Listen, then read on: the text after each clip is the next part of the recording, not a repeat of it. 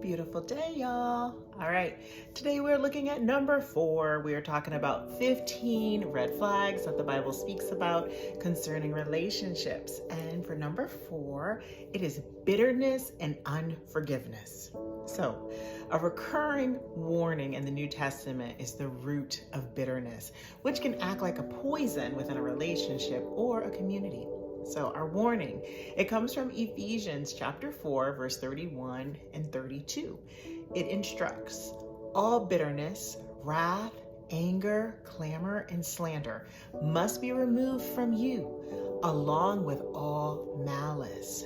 Be kind to one another, compassionate, forgiving each other, just as Yahuah and our Messiah has also forgiven you. Why? Because holding on to grudges is described as giving an opportunity to the devil.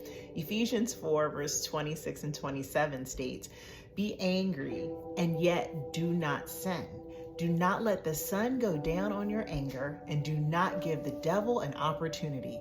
The Bible warns that unforgiveness blocks one's own spiritual growth, and it destroys the peace of a relationship. Okay, you want to have a relationship filled with peace, then you have to remove the malice, the clamor, the frustration. So a reflection on this passage, it focuses on letting go of what harms relationships and choosing what heals them instead. Hear me when I say it. Letting go of what harms relationships and instead choosing what heals them. These verses contrast two ways of living, holding on to bitterness, anger, and resentment, or you can choose kindness, compassion, and forgiveness. It is a reminder that negative emotions, when held onto, can grow and damage both ourselves and the other person that's involved. At the same time, it challenges us to actively replace those reactions with something better. So we're not just looking to avoid harm, but intentionally doing good. That's where the compassion and the kindness come into play.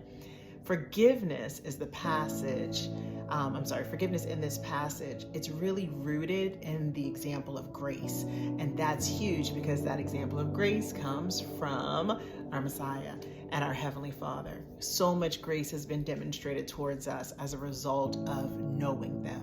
So just as we have been forgiven, we are called to extend that same grace to others. Now, that does not mean that you ignore hurt or that you allow harmful behavior, but it does mean not letting anger control your heart or define your relationships.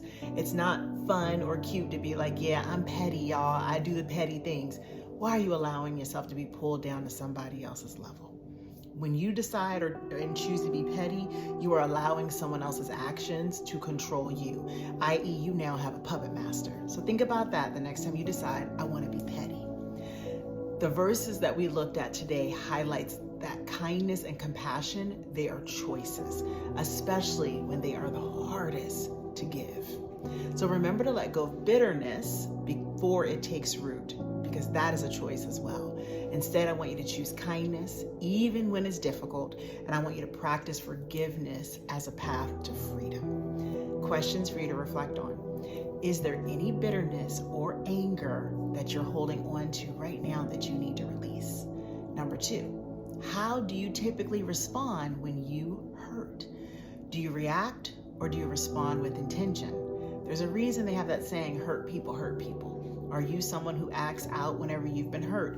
Or are you someone who takes time to reflect on that pain and are very intentional and not sharing it with others?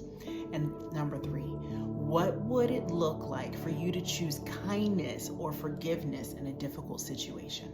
All right, I hope this was helpful for y'all. I will see you tomorrow. Have a great one. Bye.